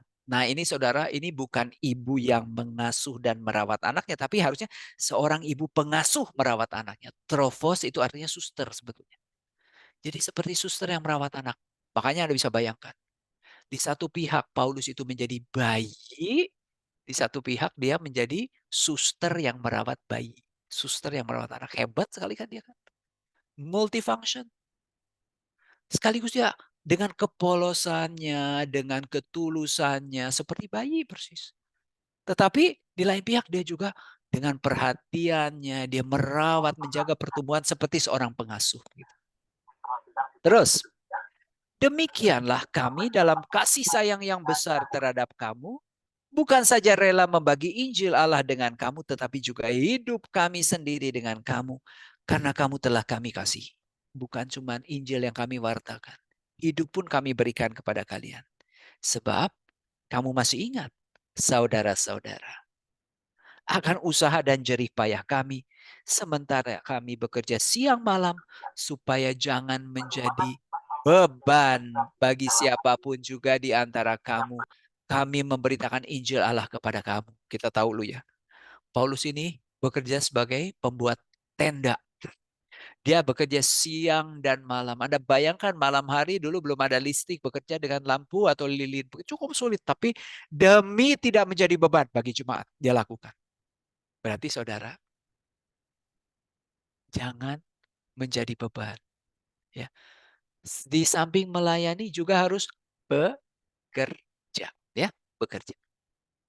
Ayat 10. Kamu adalah saksi, demikian juga Allah. Betapa saleh, adil, dan tak bercacatnya kami di antara kamu yang percaya. Oh, sekali lagi triplet. Saleh, osios. Adil, dikios. Tak bercacat. Sekali lagi triplet disebutkan. 3 sifat. Nah saudara, kata osios ini di gereja timur sekarang digunakan untuk pengganti Santo Santa. Jadi misalnya Santo Lukas itu dalam bahasa Yunani kita sebut osios Luka. Osios Lukas begitu ya. Saleh. Lanjut sekarang, ayat yang ke-11. Kamu tahu betapa kami seperti bapak terhadap anak-anaknya, telah menasihati kamu, menguatkan hati kamu seorang demi seorang, dan meminta dengan sangat supaya kamu hidup sesuai dengan kehendak Allah. Sekali lagi, Anda lihat. Sudah jadi anak, sudah jadi bayi, sudah jadi pengasuh, nurse, suster, sekarang jadi bapak. Nah kalau tugas bapak apa? Sekali lagi kita ketemu triplet. Menasihati, menguatkan hati, dan meminta dengan sangat supaya kamu hidup sesuai dengan kehendak Allah. Luar biasa. Gak gampang loh mengarang surat ini. Makanya gak gampang mempelajari surat ini. Ketika Anda membaca, kayaknya biasa-biasa aja. Ternyata begitu dalam. Jadi saudara tahu ya, bagaimana caranya kita menjadi pelayan. Nomor satu, ya jangan membebani orang lain. Jangan membebani orang lain. Salah satunya juga jangan suka cari pujian, cari perhatian. Repot kalau seperti itu. Yang kedua, harus menjadi seperti bayi, sekaligus menjadi seperti perawat, sekaligus menjadi bapak. Tadi tugas bapak apa? 3, menasihati, menguatkan hati, dan meminta supaya jemaat hidup sesuai dengan kehendak Allah. Baik. Jelas ya? Sekarang kita lanjutkan dengan ayat 13. Sukacita atas jemaat. Karena itu kami tidak putus-putusnya mengucap syukur kembali. Mengucap syukur. Jadi saya katakan ucap syukur, Evharisto itu mewarnai seluruh surat 1 Tesalonika. Sebab kamu telah menerima firman Allah yang kami beritakan itu bukan sebagai perkataan manusia, tetapi dan memang sungguh-sungguh demikian sebagai firman Allah yang bekerja juga di dalam kamu yang percaya. Nah, saudara, firman Allah ini bukan perkataan manusia, namun firman Allah yang bekerja di dalam diri manusia. Maka saudara, Santo Bernardus mengatakan bahwa dando revelat revelando dat, itu bahasa Latin. Artinya apa? Ketika Allah mewahyukan diri, dia memberikan dirinya. Sebaliknya, ketika dia memberikan dirinya, dia mewahyukan dirinya. Siapa? Anda lihat Yesus. Ya kan?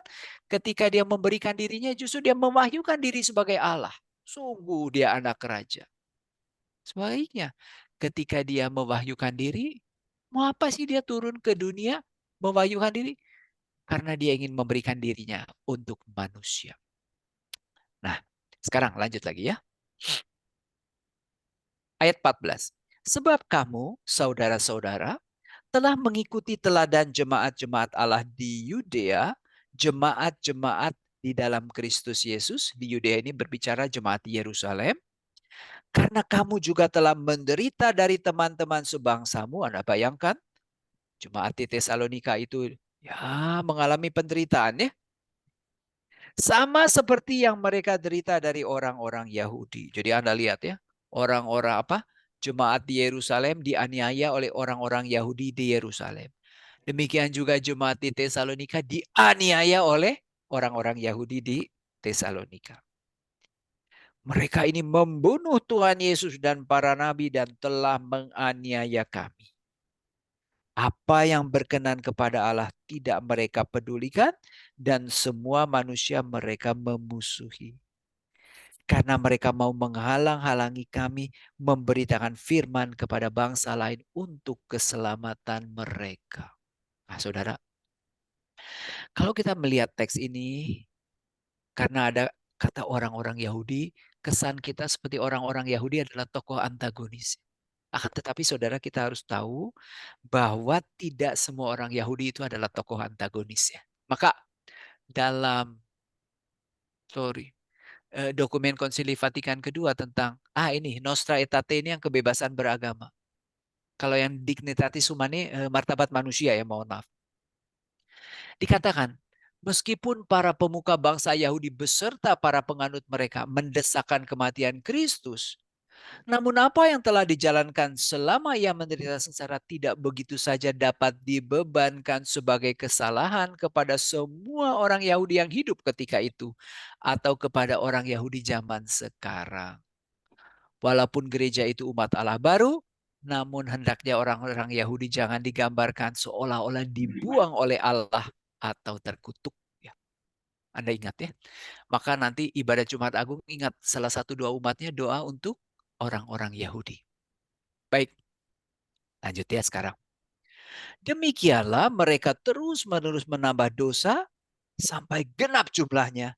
Dan sekarang murka telah menimpa mereka sepenuh-penuhnya. Wah, berarti dalam benak Paulus memang kedatangan Tuhan itu sudah akan segera datang.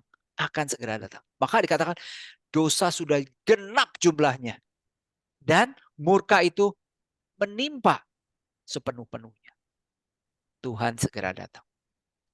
Tetapi kami saudara-saudara yang seketika terpisah dari kamu, jauh di mata, tetapi tidak jauh di hati, sungguh. Dengan kerinduan yang besar, telah berupaya untuk menemui kamu, muka dengan muka. Saudara, dia pintar memilih kata. Kami terpisah dari kamu. Dia kutakan kata a for a orfanizo. Coba, apa artinya ini? A orfanizo. Tahu bahasa Inggris orphan artinya apa? Yatim kan? Maka ini hebatnya Paulus. Ketika kami seketika dijadikan anak yatim. Kenapa? Karena perpisahan ini menjadikan Paulus anak yatim. Kenapa? Kan dia bayi. Berarti jemaat itu justru bapaknya. Ketika dia dipisahkan dari jemaat, seperti dia dijadikan anak yatim. Hebat, luar biasa. Hebat. Maka saudara, kalau Anda jadi pelayan, bukan berarti Anda merasa dibutuhkan.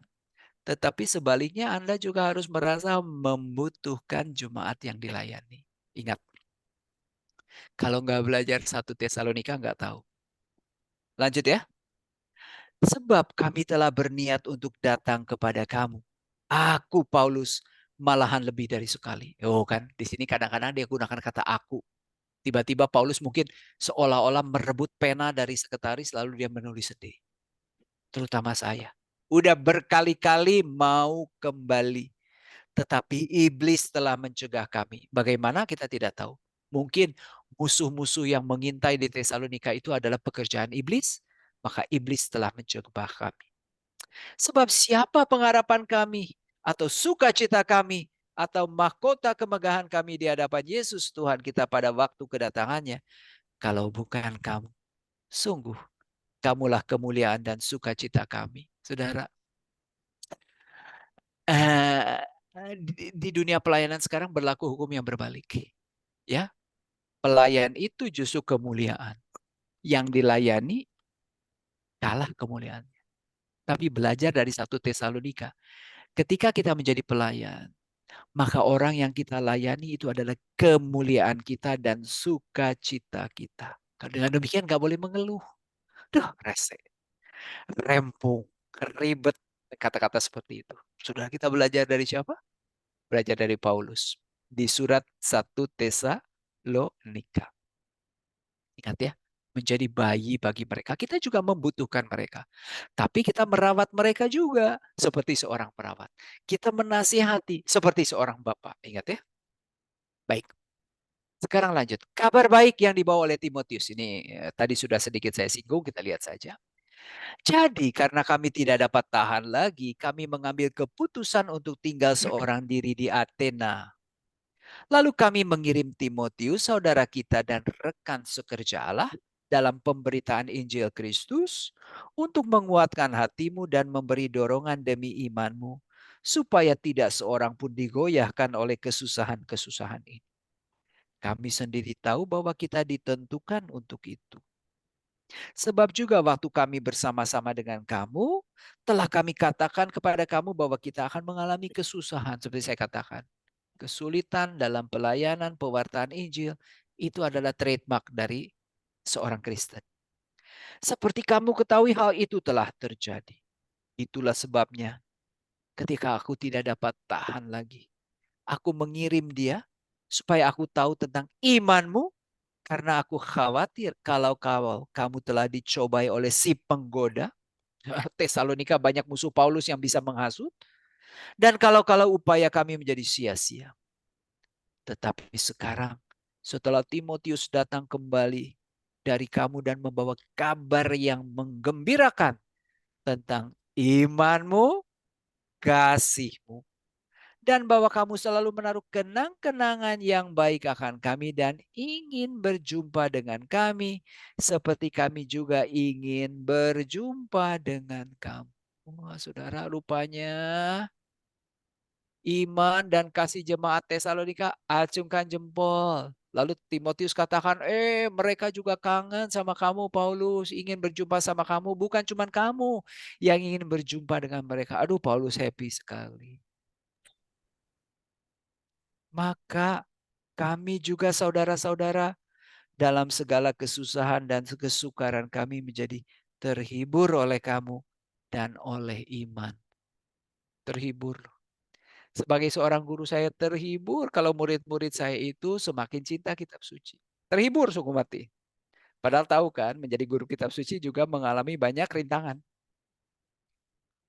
Sekarang kami hidup kembali asal saja kamu teguh berdiri di dalam Tuhan. Ingat, kami hidup kembali katanya begitu.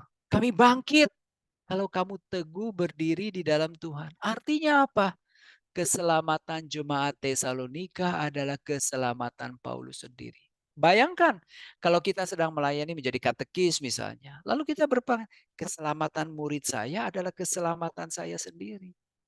pasti kita akan berupaya jauh lebih banyak untuk membantu dan melayani mereka. Kenapa? Karena keselamatan mereka adalah keselamatan saya sendiri. Ingat, kalau Anda jadi katekis, Anda katakan, "Aku bangkit asal saja kamu teguh berdiri di dalam Tuhan." Ya. Terus sekarang ayat 8. Sekarang kami hidup kembali, ayat ke-8. Sebab ucapan syukur apa lagi yang dapat kami persembahkan kepada Allah atas segala sukacita yang kami peroleh karena kamu di hadapan Allah kita. Aduh, saya udah nggak bisa ngomong apa-apa lagi. Ucapan syukur apa lagi? Sudah terlalu bersukacita. Siang malam kami berdoa dengan sungguh-sungguh supaya kita bertemu muka dengan muka dan menambahkan apa yang masih kurang dalam iman. Loh, katanya tadi kabarnya menggembirakan tentang iman. Kok masih ada yang perlu ditambahkan, masih ada yang kurang pada iman? Ini membuktikan bahwa iman itu harus terus bertumbuh. Maka Anda lihat sesudah periode katekisasi kan ada periode panjang mistagogi. Karena iman ini harus bertumbuh. Maka dulu Romo Hardi Jantan itu pernah mengatakan kepada para katekis waktu dia jadi ketua Komkat, dia katakan, sampai kapan Anda menjadi katekis dari seorang katekumen? Sampai selama-lamanya. Harus tetap membina hubungan dengan mantan murid. Kenapa? Karena kita harus merawat supaya iman mereka tumbuh. Ya, baik. Terus tadi bab 11, bab 3 ayat 11 sampai 13 sudah saya bahas ya. Doa Paulus supaya Paulus dapat kembali ke Tesalonika, supaya Tuhan menjadikan jemaat Tesalonika berkelimpahan dalam kasih, dan supaya jemaat tidak bercacat dan kudus waktu Yesus datang. Nah sekarang kita akan lihat bagaimana nasihat Paulus agar jemaat ini bisa menjaga kekudusan. Akhirnya saudara-saudara, kami minta dan nasihatkan dalam Tuhan Yesus, kamu telah mendengar dari kami bagaimana kamu harus hidup supaya berkenan pada Allah. Hal itu memang telah kamu turuti, tetapi baiklah kamu melakukannya lebih bersungguh-sungguh lagi. Kamu tahu juga petunjuk-petunjuk mana yang telah kami berikan kepadamu atas nama Tuhan Yesus. Karena inilah kehendak Allah. Kehendak Allah apa? Nomor satu, pengudusanmu. Yaitu supaya kamu menjauhi percabulan. Rupanya ini menjadi kendala, ingat tuh ya. Penyembahan dewa-dewi Roma, dewa-dewi kesuburan itu kadang-kadang melibatkan praktek pelacuran bakti, jauhi percabulan. Tapi juga kemungkinan besar percabulan tidak dalam kerangka agama, begitu.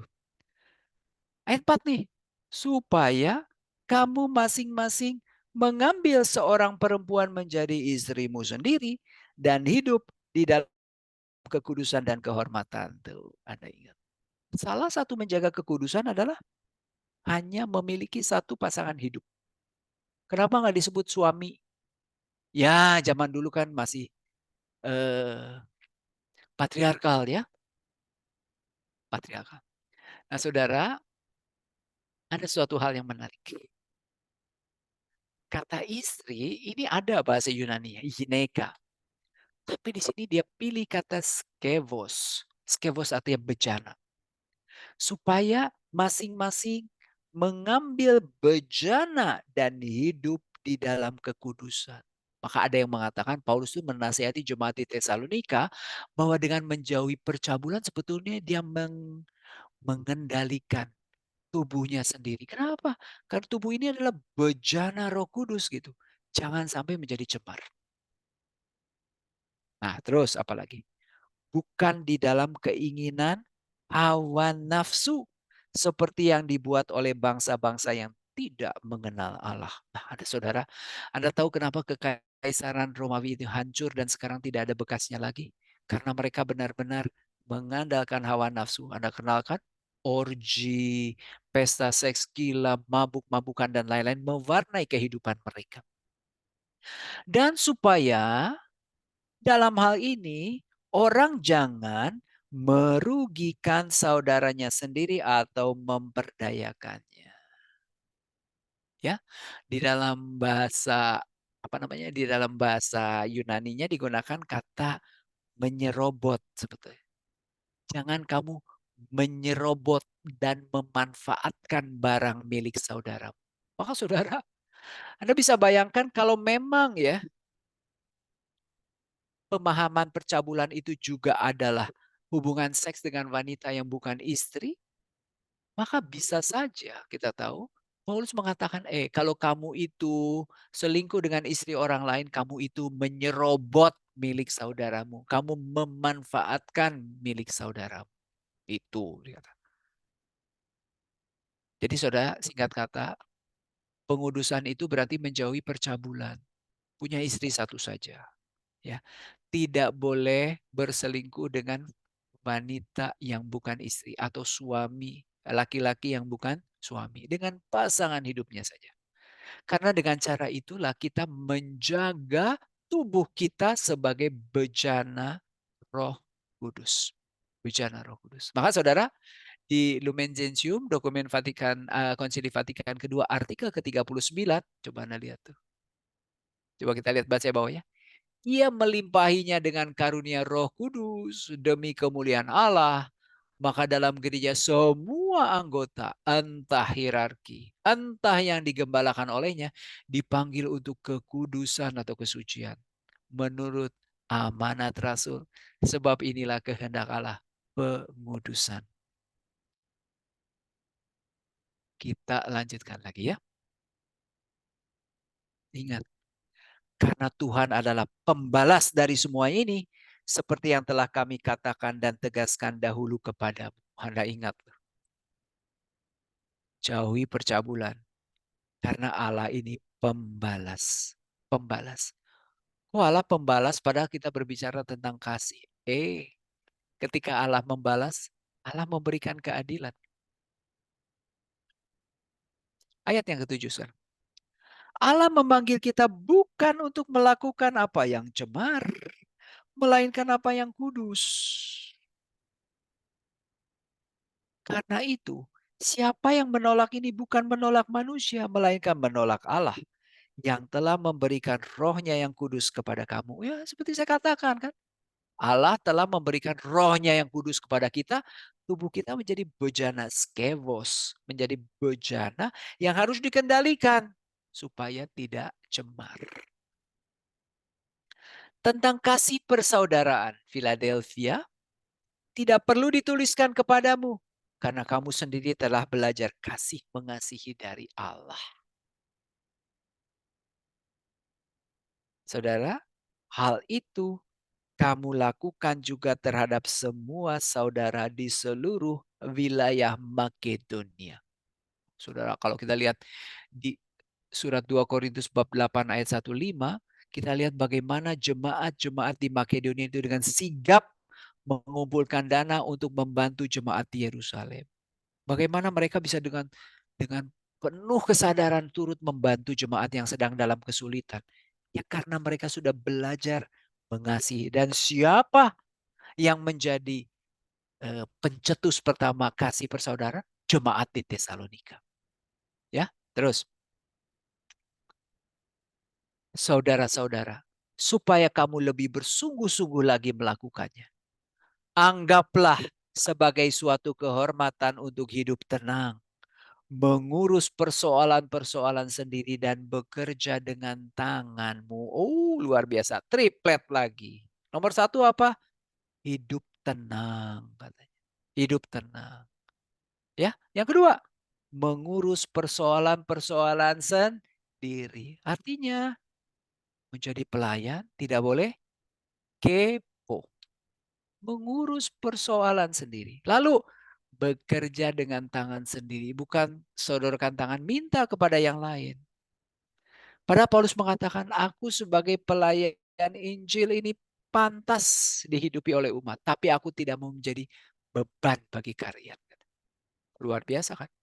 Dan kata kehormatan yang dipakai, philotimeomai, itu artinya cita-cita. Jadi saudara, apa cita-cita Anda menjadi seorang Kristen? Terutama menjadi seorang pelayan Kristen. Nomor satu, hidup tenang, hidup damai. Yang kedua, Saya ngurus persoalan saya sendiri aja. Nggak mau mengurus persoalan orang lain. Ketiga, saya mau bekerja dengan tangan sendiri. Artinya tidak mau meminta-minta.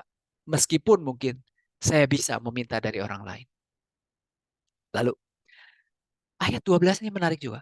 Sehingga kamu hidup sebagai orang-orang yang sopan di mata orang luar dan tidak bergantung pada siapapun. Saudara, kalau menjadi orang Kristen lalu tidak mau bekerja, lalu hanya bisa menyodorkan tangan meminta kepada orang lain, bagaimana ya kacamata orang luar membaca kehidupan jemaat seperti itu? Kita tidak boleh bergantung pada siapapun kecuali kepada Allah. Berarti harus hidup dengan tangan sendiri. Nah, nanti di surat 2 Tesalonika ini menjadi isu. Makanya Paulus marah kepada orang-orang yang tidak mau bekerja. Baik. Waduh, udah jam 9. Aku minta waktu ya, dikit lagi. Yang Silakan, ini seru. Pak. Ya, Ibu Bapak sekalian. Kedatangan Tuhan seperti saya katakan itu merupakan puncak pengharapan kita. Yesus akan datang untuk kedua kalinya. Lalu coba kita lihat. Orang-orang di Tesalonika itu meyakini bahwa Yesus itu akan datang segera. Tiba-tiba mungkin karena penganiayaan, mungkin karena sebab-sebab lain, satu demi satu jemaat di Tesalonika ada yang mati. Lalu mereka berpikir, aduh, kalau mati nasib mereka gimana? Kan Tuhannya belum datang. Nah, ini dijawab di sini. Selanjutnya, kami tidak mau saudara-saudara bahwa kamu tidak mengetahui tentang mereka yang meninggal. Supaya kamu jangan berduka cita seperti orang-orang lain yang tidak mempunyai pengharapan. Ingat tuh, orang-orang yang meninggal di dalam teks Yunani-nya digunakan kata kimithendas. Dari kata kimame. Kimame itu artinya tidur. Tidur. Jadi Paulus mengatakan orang-orang yang tidur. Orang-orang yang tidur itu berarti suatu saat akan bangun lagi. Ya. Jadi pemikirannya mungkin pada saat itu orang itu kalau mati itu seolah-olah tidur. Nah, nanti waktu Yesus datang kedua kali dibangunkan. Woi, bangun gitu. Tapi ada orang yang masih ragu. Aduh, gimana nih? Dia meninggal sebelum kedatangan Tuhan. Jangan ditangisi berlebihan. Seperti orang-orang yang tidak punya pengharapan. Seperti saya katakan, pengharapannya apa? Kedatangan Tuhan. Karena jikalau kita percaya bahwa Yesus telah mati dan telah bangkit, maka kita percaya juga bahwa dengan perantaraan Yesus, Allah akan mengumpulkan bersama-sama dengan Dia mereka yang telah meninggal. Hal ini kami katakan kepadamu dengan firman Tuhan. Kita yang hidup, yang masih tinggal sampai kedatangan Tuhan, sekali-kali tidak akan mendahului mereka yang meninggal. Nah, Ibu Bapak sekalian, saya kutipkan satu ayat dari kitab Apokrif, kitab 4 Ezra. 4 Ezra ini sering disebut Ezra Yunani.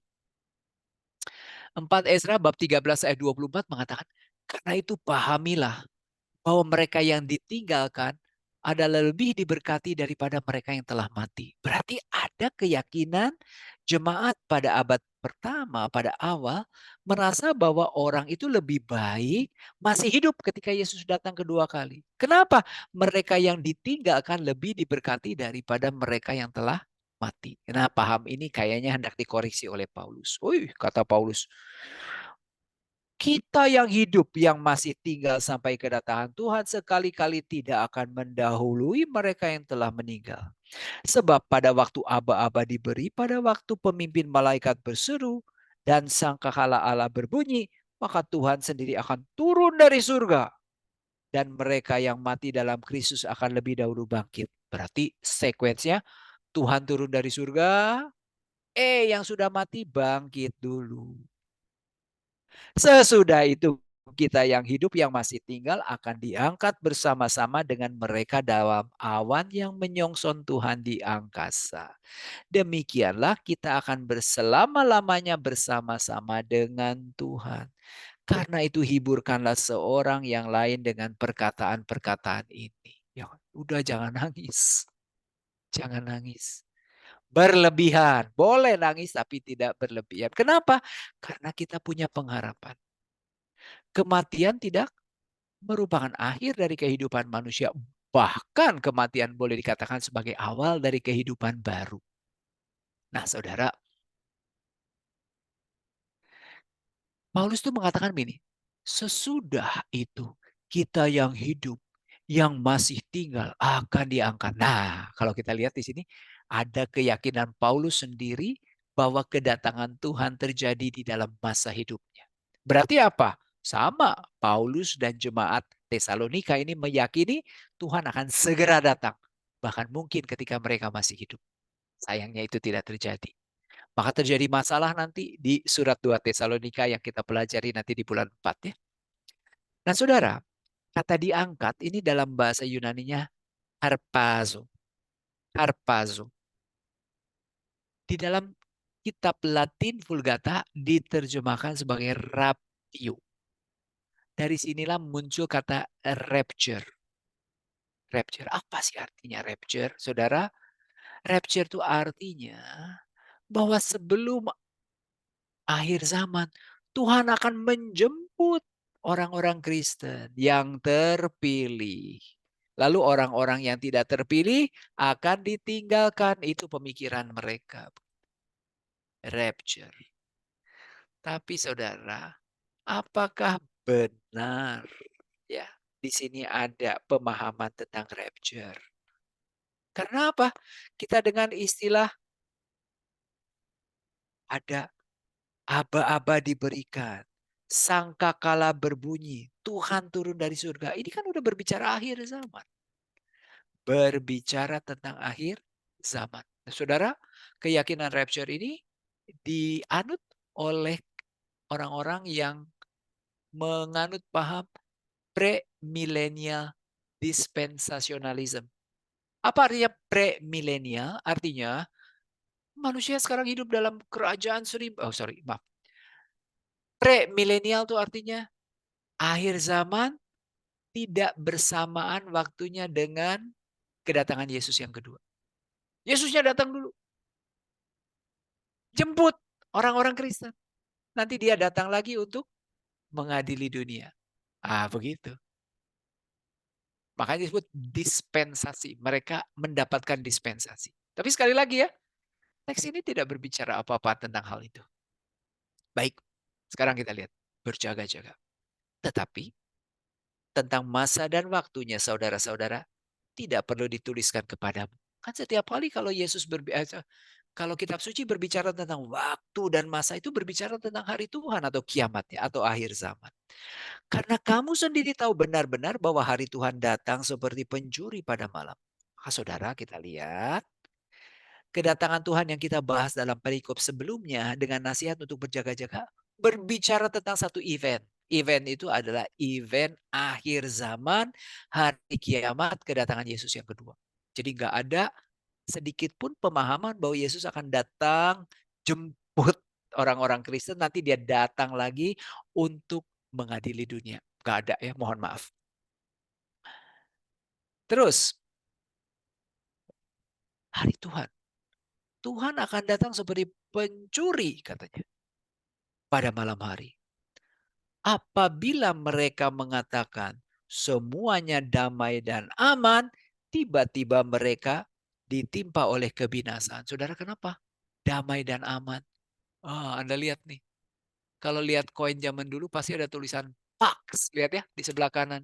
Pax artinya apa? Damai. Kata Paulus itu damai semua. Ya. Maka orang yang mengatakan, oh semuanya damai, aman, itu semu. Karena Tuhan bisa datang kapan saja. Seperti pencuri pada malam hari. Yang kedua, apalagi bandingannya? Seperti seorang perempuan yang hamil ditimpa oleh sakit bersalin, mereka pasti tidak akan luput. Kan nggak bisa menunggu. Kapan bisa melahirkan? Karena kan ditunggu-tunggu, masih belum sakit bersalin dan lain-lain. Nah, saudara sekarang kita lihat. Tetapi kamu saudara-saudara, kamu tidak hidup dalam kegelapan. Sehingga hari itu tiba-tiba mendatangi kamu seperti pencuri. Karena kamu adalah anak-anak terang dan anak-anak siang. Kita bukan orang-orang malam, atau orang-orang kegelapan. Jadi di sini Paulus membedakan ada orang-orang malam dan orang-orang siang. Orang-orang terang dan orang-orang gelap. Sebab itu ayat 8, jangan kita tidur seperti orang-orang lain, tetapi berjaga-jaga dan sadar. Sebab mereka yang tidur, tidur waktu malam. Mereka yang mabuk, mabuk waktu malam. Waduh Tuhan, berarti saya nggak boleh tidur. Bukan itu maksud. Kalau kita lihat tidur dan mabuk ini kan kegiatan pada malam hari. Jarang kan orang yang mabuk pagi hari atau tidur pada pagi hari. Artinya apa? Orang-orang siang itu adalah orang yang punya persiapan, yang selalu berjaga-jaga. Sedangkan orang-orang malam, orang-orang yang tidak pernah melakukan persiapan, tidak berjaga-jaga. Nah saudara, ayat 8. Kita adalah orang-orang siang. Baiklah kita sadar apa? Apa yang perlu kita persiapkan? Berbaju zirahkan iman dan kasih. Pakai baju zirah ya. Berketopongkan pengharapan keselamatan. Luar biasa. Triplet lagi. Setiap kali kita harus memakai baju zirah, iman dan kasih. Lalu pakai ketopong pengharapan keselamatan. Itulah senjata rohani kita sebagai orang-orang siang. Itulah cara kita berjaga-jaga dalam menantikan hari Tuhan. Karena Allah tidak menetapkan kita untuk ditimpa murka, tetapi untuk beroleh keselamatan melalui Tuhan kita Yesus Kristus. Ingat loh, Allah tidak ingin kita dihukum. Allah ingin kita selamat. Ya. Di surat Timotius dikatakan, sebab inilah kehendak Allah, supaya setiap orang diselamatkan dan memperoleh pengetahuan tentang kebenaran. Allah tidak senang kita dihukum. Ayat 10. Yesus Kristus yang sudah mati untuk kita, supaya entah kita berjaga-jaga, entah kita tidur, kita hidup bersama-sama dengan Dia. Karena itu, kuatkanlah seorang akan yang lain dan saling membangun kamu seperti yang memang kamu lakukan ya. Nah, sekarang kita masuk bagian terakhir, nasihat-nasihat. Kami minta kepadamu saudara-saudara, supaya kamu menghormati mereka yang bekerja keras di antara kamu, yang memimpin kamu dalam Tuhan dan menegur kamu. Dan supaya kamu sungguh-sungguh menjunjung mereka dalam kasih karena pekerjaan mereka. Hiduplah selalu dalam damai seorang dengan yang lain. Saudara, hanya 3 minggu Paulus ada di Tesalonika. Mungkin dia belum sempat menunjuk penatua-penatua, penilik jemaat, pelayan-pelayan atau diaken. Tapi kalau kita melihat di sini, rupanya ada yang menjadi pemimpin jemaat.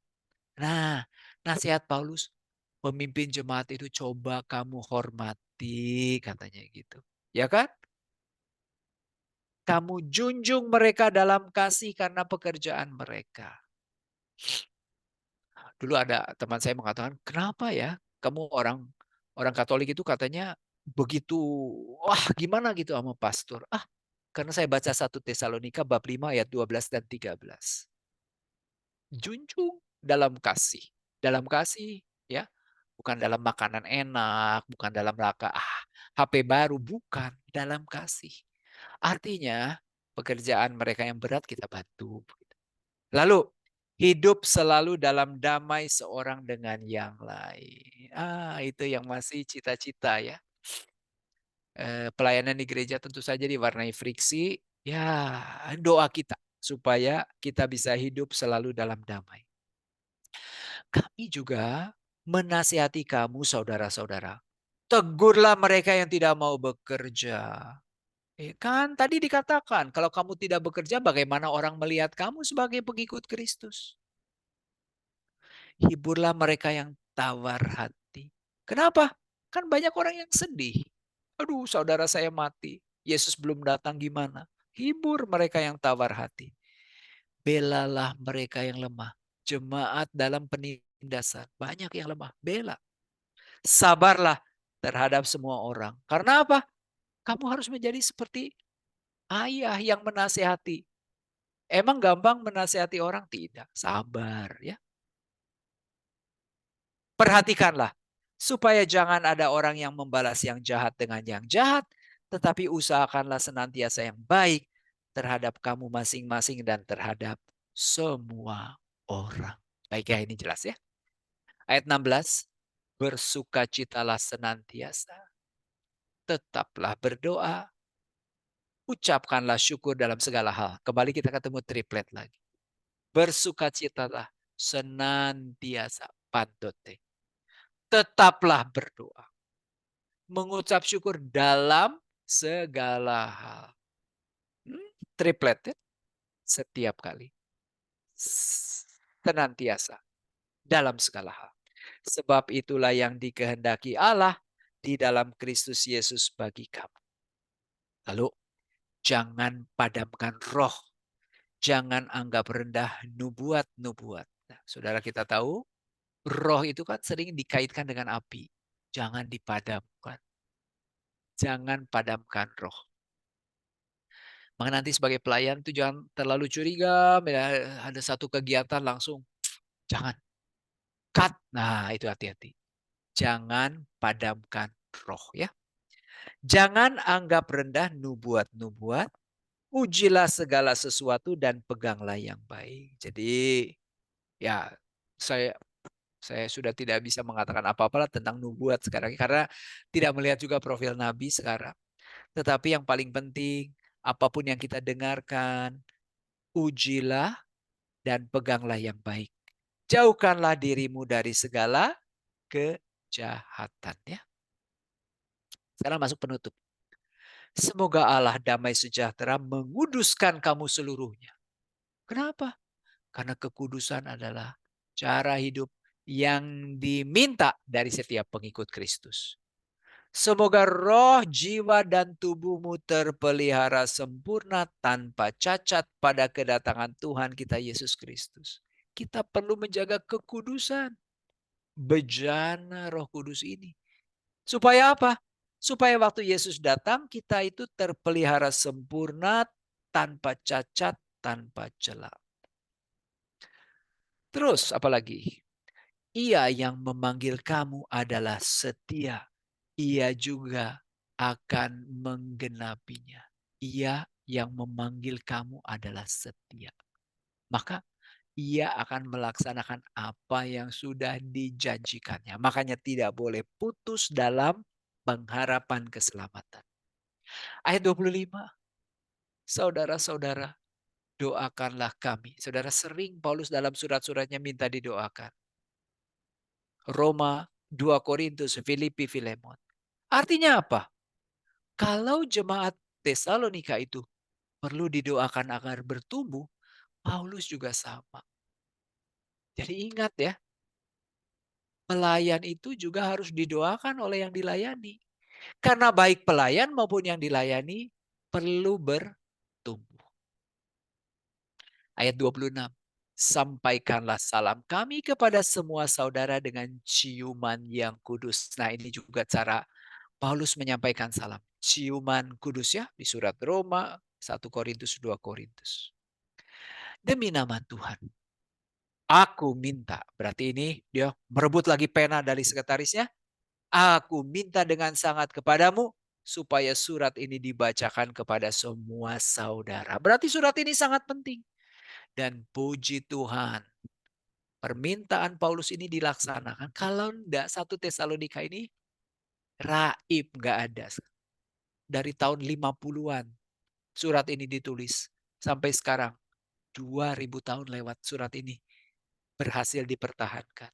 Karena memang surat ini sangat penting. Penting untuk apa? Penting bagi kita untuk melihat bagaimana sebuah jemaat baru bisa bertumbuh dalam iman, kasih, dan pengharapan di tengah penindasan. Tetapi itu tidak cukup. Harus terus-menerus bertumbuh. Caranya bagaimana? Caranya adalah dengan menjaga kekudusan. Nah, ingat loh, menjaga kekudusan bukan hanya menjauhi percabulan. Bekerja dengan tangan sendiri itu menjaga kekudusan. Mengurus persoalan-persoalan sendiri, menjaga kekudusan. Hidup aman, damai, menjaga kekudusan. Yang paling penting, berjaga-jaga. Karena kita anak-anak terang. Iman dan kasih selalu menjadi baju zirah kita. Pengharapan selalu menjadi ketopong kita. Saudara,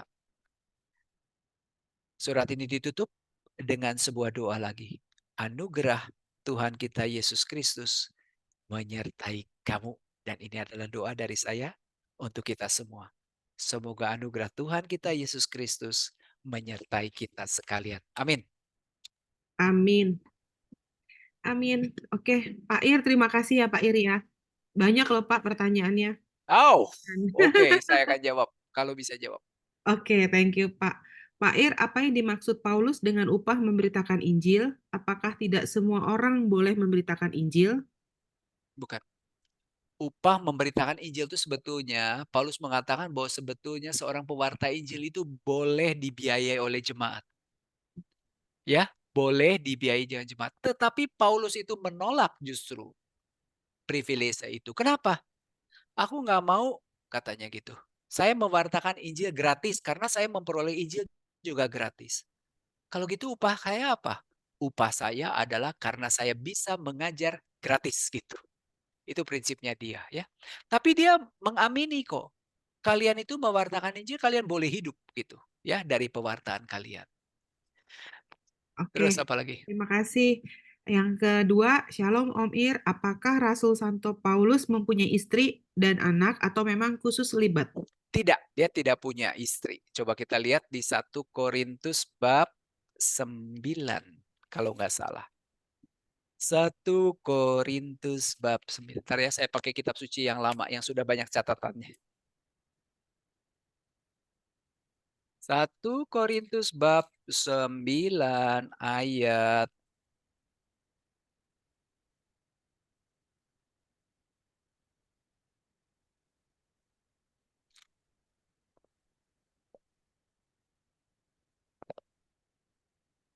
bentar. Ayat 5. Hmm, Tidakkah kami mempunyai hak untuk membawa seorang istri Kristen dalam perjalanan kami?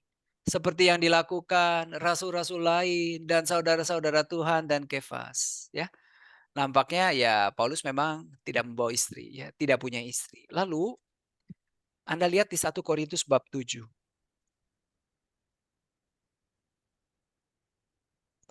ayat 1. Adalah baik bagi laki-laki kalau ia tidak kawin. Jadi sebetulnya dia memilih memang untuk tidak kawin begitu. Kenapa? Karena dalam pemikirannya Yesus akan datang segera. Lalu lebih baik kita bertahan dalam kondisi seperti kita dipanggil. Nggak usah lah. Kalau udah punya istri ya tetap punya istri. Kalau belum punya istri ya tidak usah punya istri. Gitu, ya, dia tidak punya istri. Zoom loh. Jomblo. Terus Oke, makasih. Shalom, Om Ir mau nanya pendapat tentang UMKM Katolik. Ada yang berkata bahwa benda-benda rohani seharusnya dijual secara sukarela, dikarenakan supaya semua bisa memilikinya untuk berdoa. Tetapi di sisi lain mereka yang merintis usaha dalam konteks kekatolikan memang mewartakan Injil tetapi juga mau mencari untung. Bagaimana menyikapinya? baik sekarang gini loh ya. Kalau Anda katakan Alkitab itu mahal, sebetulnya Alkitab itu diproduksi dengan loss, dengan kerugian begitu. Kertasnya itu import mahal sekali ya. Saya nggak tahu kalau benda-benda suci karena memang benda-benda suci, rosario, salib dan lainnya kadang-kadang dijual dengan harga yang luar biasa begitu. Saya no comment deh ya. No comment deh. Kadang-kadang ada juga di daerah-daerah Jawa itu kadang bisa menghidupi masyarakat sekitar juga dari keuntungan penjualan itu. Betul seperti itu ya. Selama Ya, praktek-praktek keadilannya dipertahankan ya ya, betul saya kayak rasa tidak tidak betul menjadi masalah lah betul saya rasa itu ya. betul kayak suster di mana yang sekarang ramai tuh Gendono. Nah, itu kan juga untuk menghidupi sekitar. Jual kue ya?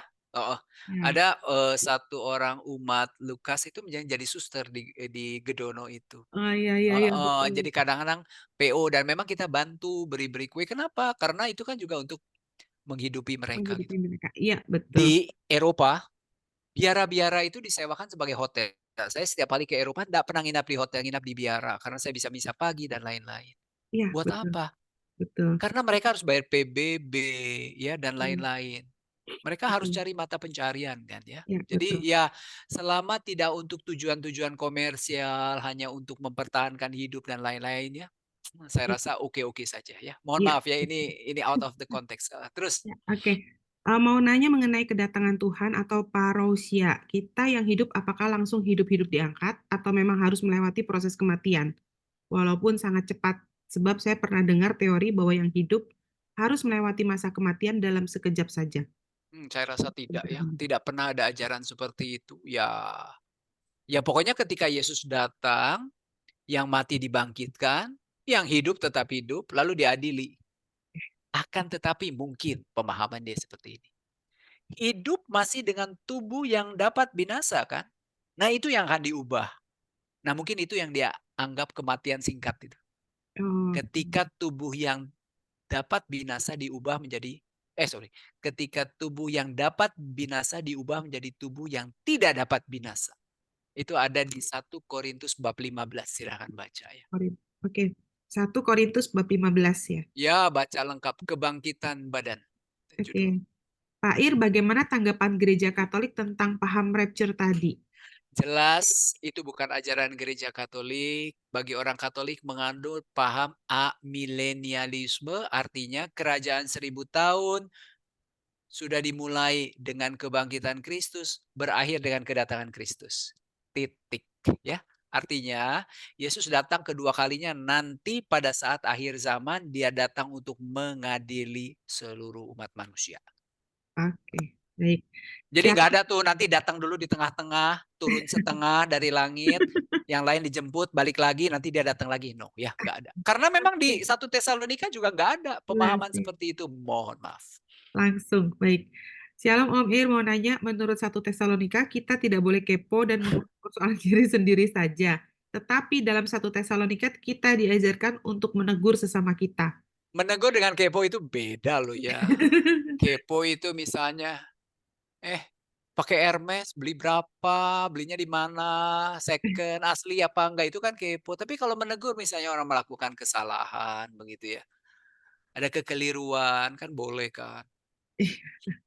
Oke. Misalnya contoh ya, ada sekali saya misa di katedral, saya melihat sekali ada seorang asing gitu, orang Asia asing gitu ya.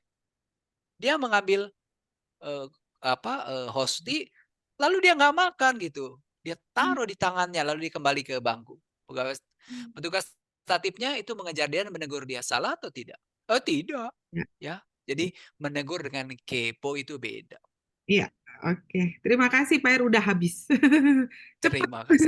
Bacanya kita kilat. Udah Udah habis ya, puji 21:22. Tuhan. Puji Pas Tuhan. setengah 10. Iya, pas banget. Oke, terima kasih Pak Ir atas pengajarannya pada malam hari Materinya ini. Ya, Oh, iya iya, bentar, saya ini bentar ya, saya share di sini bentar. ya,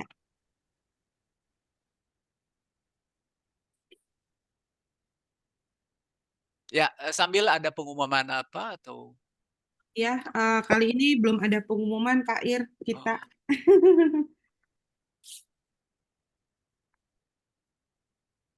bentar.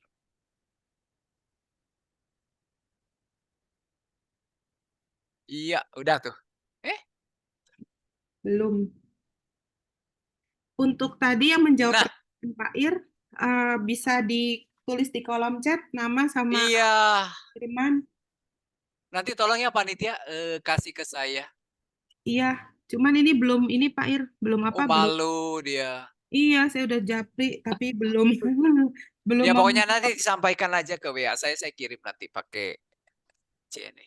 Oke, ya, siap, Pak. Siap. siap, siap. Baik. Sudah ada ya, Sudah. PDF-nya? Silahkan Udah. di-download. Saya lagi download, nanti saya akan share juga di grup-grup WA ya, Boleh, semuanya. silahkan. Terima kasih. Terima kasih banyak Pak Ir atas pengajarannya pada Sama-sama. malam hari ini, sehingga kami semakin mengerti dan memahami maksud dari surat-surat Rasul Paulus pertama kepada jemaat di Tesalonika, sehingga kita semakin mengerti bagaimana harus berpikir, berbuat, dan bertindak dalam pelayanan serta pewartaan di dalam masyarakat, supaya tetap hidup dalam kekudusan. Oke, mari. Jangan mencari pujian. Ingat apa? Iya, Itu beban orang lain. Jangan sampai, gua sih nggak pernah ngerepotin orang, tapi selalu pengen dipuji. Itu membebani orang lain. Ingat, Iya, betul, betul, betul. betul nggak? Tadi, Setuju ya pasti ya. tadi Kalau itu, nggak sangka ya, teks-teks seperti itu ada di kitab suci kan. Luar biasa 1 Tesalonika ini. Makanya banget. menarik. Padahal ini udah ditulis dari ribuan tahun yang lalu. Tahun Ternyata sifat 50 kurang manusia. lebih. 52 kalau nggak 50. salah. Nah, Hmm, artinya sifat manusia tidak berubah. betul. Malah Jadi, menjadi-jadi ya. jadi